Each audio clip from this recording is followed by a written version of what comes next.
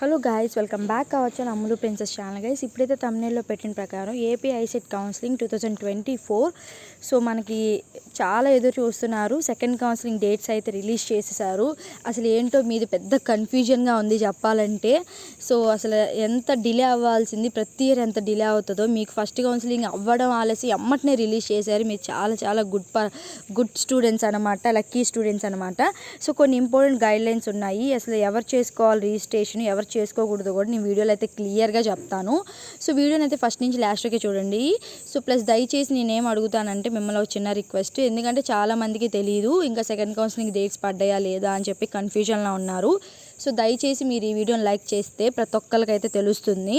So ఇప్పుడు నేనైతే exam రాసి కష్టపడి వచ్చాను. ఇందాకే వచ్చాను, ఒక 10 మినిట్స్ ముందే వచ్చి ఇప్పుడు మళ్ళీ మీకు వీడియో స్టార్ట్ చేసేసాను.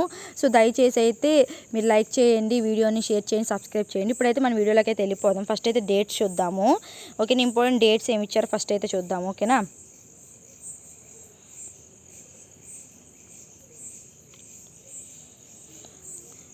సో ఫస్ట్ అయితే ఏమి ఇచ్చారు అంటే, so AP ICET 2024 admissions. So ఇక్కడ చూసుకోండి, ద క్వాలిఫై ఎలిజిబుల్ ఇక్కడైతే చూసుకోండి. So second and final face of web counselling process. ఇదే సెకండ్, ఇంక ఇదే ఫైనల్ కౌన్సిలింగ్, ఇంకా థర్డ్ కౌన్సిలింగ్ ఉండదని చెప్పేస్తున్నారు. సో ఇప్పుడు వరకు అయితే ఏం లేదు. సో ఇప్పుడైతే వచ్చేసరికి మనకు రిజిస్ట్రేషన్ అనేది 4వ తారీఖు నుంచి 7వ తారీఖు వరకు అయితే రిజిస్ట్రేషన్ అయితే చేసుకోవాలి మనం. సో వెరిఫికేషన్ ఆఫ్ సర్టిఫికేట్స్ అనేది 5వ తారీఖు నుంచి 8వ తారీఖు వరకు అయితే మీరు ఏదైతే డాక్యుమెంట్స్ అయితే అప్లోడ్ చేశారో అవన్నీ కూడా 5వ తారీఖు నుంచి 8వ తారీఖు వరకు అయితే వెరిఫికేషన్ అయితే అవుతాయి. సో వెబ్ ఆప్షన్స్ అనేది 9వ తారీఖు నుంచి 14వ తారీఖు వరకు అయితే వెబ్ ఆప్షన్స్ పెట్టుకోవచ్చు. అలాగే ఏమైనా మార్పులు చేర్పులు ఏమైనా చేసుకోవాలి అనుకుంటే 15వ తారీఖు అయితే మీరు వెబ్ ఆప్షన్స్ అనేవి మార్పులు చేర్పులు చేసుకోవచ్చు. అలాగే allotment of seats of second phase counselling వచ్చి 17వ తారీఖు అయితే మీకు సెకండ్ ఫేజ్ కౌన్సిలింగ్ అలాట్మెంట్ మీకు ఏ కాలేజ్లో వచ్చింది ఏంటి అని చెప్పి 17వ తారీఖు అయితే తెలుస్తుంది. అలాగే సెల్ఫ్ రిపోర్టింగ్ అనేది 17వ తారీఖు నుంచి 21వ తారీఖు వరకు అయితే మీరైతే సెల్ఫ్ రిపోర్టింగ్ అయితే కాలేజ్లో అయితే ఇవ్వచ్చు. సో దీనికైతే పేమెంట్ ప్రాసెసింగ్ ఫీ వచ్చి ఓసీ బీసీ వాళ్ళకైతే 1200, ఎస్సీ ఎస్టీ పిహెచ్ వాళ్ళకైతే 600. సో చూసుకోండి. నెక్స్ట్ థింగ్, ఇంకా ఇక్కడ సర్టిఫికేట్స్ ఉన్నాయి. సో మీరు డైరెక్ట్గా ఈ పీడిఎఫ్ అనేది మీరు డౌన్లోడ్ చేసుకొని వెబ్సైట్లోకి వెళ్ళిపోతే అక్కడ ఫేస్ టు డీటెయిల్ నోటిఫికేషన్ అని ఇచ్చేస్తారు. దాని మీద క్లిక్ చేయగానే మీకు ఇదంతా డౌన్లోడ్ అయిపోతుంది. ఓకేనా, సో ఇవన్నీ సర్టిఫికేట్స్. సో ఇవన్నీ సర్టిఫికేట్స్ అయితే మనకు కావాలి. Hall ticket, rank card, TC, degree, SSC, inter, residency, so valid income certificate, ఇవన్నీ కూడా నేను ఫస్ట్ ఫేజ్ కౌన్సిలింగ్లో రిజిస్ట్రేషన్ ప్రాసెస్ ఎలా చేయాలి ఏంటి అని చెప్పి చాలా వీడియోస్ అయితే ఫస్ట్ ఫేజ్లో చేశాను. అవన్నీ కూడా చూడండి. సో ఎవరైతే చూడలేదో సెకండ్ కౌన్సిలింగ్ ఎవరైతే అప్లై చేసుకున్నారో వాళ్ళందరూ కూడా ఆ వీడియోస్ అయితే చూడండి. ఓకేనా, సో నెక్స్ట్ థింగ్, సో ఇది మీకు ఏమన్నా ప్రాబ్లమ్స్ ఉంటే కానీ సో ఈ హెల్ప్ నెంబర్ ఇచ్చారు. టెక్నికల్ కాంటాక్ట్ డీటెయిల్స్కి నెంబర్ అయితే ఇచ్చారు, వాళ్ళు మెయిల్ అయితే ఇచ్చారు.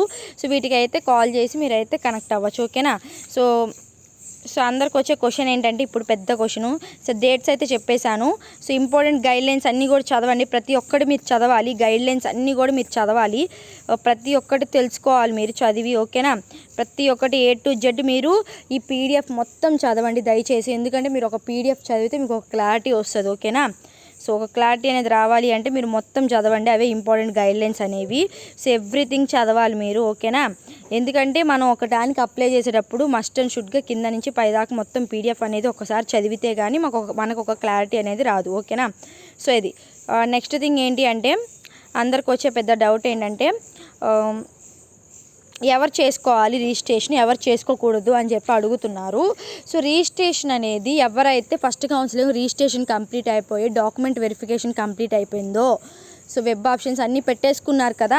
సో ఎవరైతే ఫస్ట్ కౌన్సిలింగ్లో రిజిస్ట్రేషన్ అయితే చేసుకున్నారో వాళ్ళందరూ అయితే ఇప్పుడు మళ్ళీ సెకండ్ కౌన్సిలింగ్లో ఫ్రెష్గా రిజిస్ట్రేషన్ చేసుకోవాల్సిన అవసరం అయితే లేదు. మీరు ఫస్ట్ కౌన్సిలింగ్ రిజిస్ట్రేషన్ చేసుకున్నారు కాబట్టి అది సరిపోతుంది. సో అదైతే సరిపోతుంది. మీరు రిజిస్ట్రేషన్ చేసుకోవాలా, ఫీజు కట్టాలని అడుగుతున్నారు. ఎవరు మళ్ళీ సెకండ్ కౌన్సిలింగ్కి ఫీజు కట్టాల్సిన అవసరం లేదు. ఎవరైతే ఫస్ట్ కౌన్సిలింగ్లో రిజిస్ట్రేషన్ కంప్లీట్ అయిపోయిందో వాళ్ళందరూ కూడా సెకండ్ కౌన్సిలింగ్లో రిజిస్ట్రేషన్ అయితే చేయాల్సిన అవసరం లేదు. ఆ ఫస్ట్ కౌన్సిలింగ్దే మీకు ఇప్పుడు రన్ అయిద్ది, అదే ఫీజు మీకు రన్ అయిద్ది. సో దయచేసి ఎవరు కూడా మళ్ళీ ఫ్రెష్గా చేసుకోవాలని అనుకుంటున్నారు. సో ఎవరు కూడా చేసుకోవాల్సిన అవసరం లేదు. ఎవరైతే ఫస్ట్ కౌన్సిలింగ్లో పార్టిసిపేట్ చేయలేదో వాళ్ళు మాత్రమే సెకండ్ కౌన్సిలింగ్లో ఫ్రెష్గా రిజిస్ట్రేషన్ చేసుకోవాలి. ఫస్ట్ కౌన్సిలింగ్లో ఎవరైతే పార్టిసిపేట్ చేయలేదో వాళ్ళందరూ ఫ్రెష్గా అయితే ఇప్పుడు రిజిస్ట్రేషన్ చేసుకోవాలి. రిజిస్ట్రేషన్ చేయాలి, డాక్యుమెంట్స్ అప్లోడ్ చేయాలి. సో ప్రతిదీ A to Z వాళ్ళు ఇచ్చిన డేట్స్ లోపు మీ రిజిస్ట్రేషన్ కంప్లీట్ అవ్వాలి. డాక్యుమెంట్స్ అప్లోడ్ చేయాలి. ఓకేనా, ఈ డాక్యుమెంట్స్ అప్లోడ్ చేయాలి. సో ఎవరైతే ఫస్ట్ కౌన్సిలింగ్లో రిజిస్ట్రేషన్ అయితే చేసుకోలేదో వాళ్ళు మాత్రం రిజిస్ట్రేషన్ చేసుకోవాలి. ఓకేనా. ఇంకొంతమందికి డౌట్ ఏముందంటే మా డాక్యుమెంట్స్ ఇంకా వెరిఫై అవ్వలేదు, ఇంకా రీఅప్లోడ్లోనే ఉన్నాయి అంటున్నారు. సో మళ్ళీ మీకు సెకండ్ కౌన్సిలింగ్లో ఎవరైతే రీఅప్లోడ్ ఉందో వాళ్ళందరూ కూడా సెకండ్ కౌన్సిలింగ్లో రీఅప్లోడ్ చేయండి, డాక్యుమెంట్స్ రీఅప్లోడ్ చేయండి. ఓకేనా, డాక్యుమెంట్స్ అనేవి రీఅప్లోడ్ చేయండి. సెకండ్ కౌన్సిలింగ్లో ఎవరికైతే రీఅప్లోడ్ ఉందో వాళ్ళందరూ కూడా మళ్ళీ రీఅప్లోడ్ చేయండి. రిజిస్ట్రేషన్ ప్రాసెస్లో మళ్ళీ రీఅప్లోడ్ చేయండి. లేదు అనుకుంటే మీకు రీఅప్లోడ్ ఆప్షన్ వస్తుంది కదా, ఆ రోజు మళ్ళీ రీఅప్లోడ్ చేయండి. ఓకేనా. సో ఒక క్లారిటీ వచ్చింది అనుకుంటున్నా. సో ఎవ్రీథింగ్ అయితే మీకైతే ఏంటో పెద్ద కన్ఫ్యూజన్గా ఉంది. అసలు మీ ఫేస్ ఏంటో, మీ సెకండ్ ఫేస్ ఏంటో, అసలు ఈ తరతరాలుగా వస్తున్న ఒక దాన్ని చేంజ్ చేసేసింది ఇయర్ అయితే. అసలు ఎప్పుడు కూడా ఇంత త్వరగా ఎప్పుడు వదలేదు. ఖచ్చితంగా 1 month గ్యాప్ కంపల్సరీ ఉండాల్సిందే. మీకు కనీసం 1 month గ్యాప్ కూడా లేకుండానే అప్పుడే రిలీజ్ చేశారు. మీరు చాలా లక్కీయెస్ట్. అసలు నేను అనుకుంది ఏంటంటే సెప్టెంబర్ 3rd weekకి ఆ టైంకి రిలీజ్ చేస్తాడు, 2nd week ఎండింగ్ కానీ 3rd week కానీ అనుకున్నాను. కానీ మీకు అసలు ఇంత ఫాస్ట్గా వదిలేశాడు. అదే చెప్తున్నా కదా ఎంత ఫాస్ట్గా వదిలేశాడు ఏంటి అని. కానీ సంబరపడకండి ఎవ్వరు కూడా. సో ఎంత ఫాస్ట్గా రిలీజ్ చేసేసాడని చెప్పి.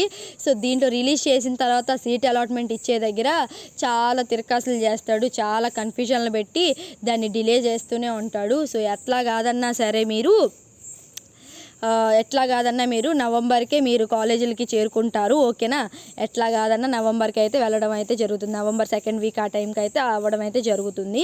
సో మీకు ఇంకేమైనా డౌట్స్ ఉంటే కానీ నేను నెక్స్ట్ వీడియోలో అయితే చెప్తాను. సో ఇదైతే ప్రెజెంట్ అయితే మీకు డేట్స్ మాత్రమే చెప్పాను. కౌన్సిలింగ్ ప్రాసెస్, సో ఎలా రిజిస్ట్రేషన్ చేసుకోవాలి ఎవ్రీథింగ్ అనేది నేను ఫస్ట్ కౌన్సిలింగ్లో చెప్పాను. సో ఆ లింక్ అనేది కింద నేను కామెంట్ బాక్స్లో పిన్ చేస్తాను. ఆ లింక్ ద్వారా చూసుకోండి.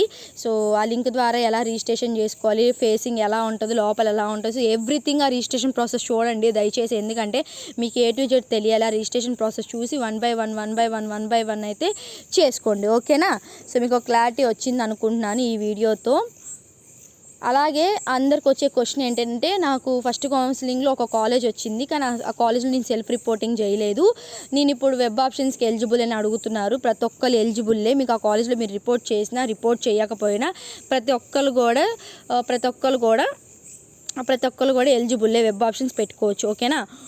నెక్స్ట్ వీడియోలో అయితే ఆల్రెడీ నేను చెప్పాను, కౌన్సిలింగ్ రిజిస్ట్రేషన్ అయిపోయిన వాళ్ళు, డాక్యుమెంట్ వెరిఫికేషన్ అయిపోయిన వాళ్ళు అయితే డైరెక్ట్గా ఈ 2 ప్రాసెస్ వదిలేసి ఇంకా ఈ 2 ప్రాసెస్ చేయాల్సిన అవసరం లేదు. డైరెక్ట్గా ఎప్పుడైతే వెబ్ ఆప్షన్స్ ఉంటాయో ఆ రోజు అయితే వెబ్ ఆప్షన్స్ రోజు అయితే మీరు వెబ్ ఆప్షన్స్ ఓపెన్ అయిన తర్వాత ఇంక మీరు వెబ్ ఆప్షన్స్ పెట్టుకోవడమే. ఇంక ఈ 2 ప్రాసెస్ చేయాల్సిన అవసరం అయితే లేదు. ఓకేనా. నెక్స్ట్ వీడియోలో అయితే నేను కొన్ని అప్డేట్స్ ఇస్తాను ఐసెట్ గురించి. ఓకేనా. సో అంటిల్ మీరైతే మన ఛానల్ సబ్స్క్రైబ్ చేసుకోండి, పక్కనే ఉన్న బెల్ ఐకాన్ గట్టిగా బాదేయండి. మనం ఏ వీడియోస్ చేసినా సరే ఫస్ట్ మీరైతే చూడొచ్చు. Thank you for watching. Signing off Ammulu princess. నేను ఇప్పుడే అలసిపోయి వచ్చాను. ఇంకేమైనా డౌట్స్ ఉంటే కానీ నెక్స్ట్ వీడియోలో చేస్తాను. దయచేసి కానీ మీరు పేషెన్స్గా ఉండండి. సో అది. Thank you for watching. Signing off Ammulu princess.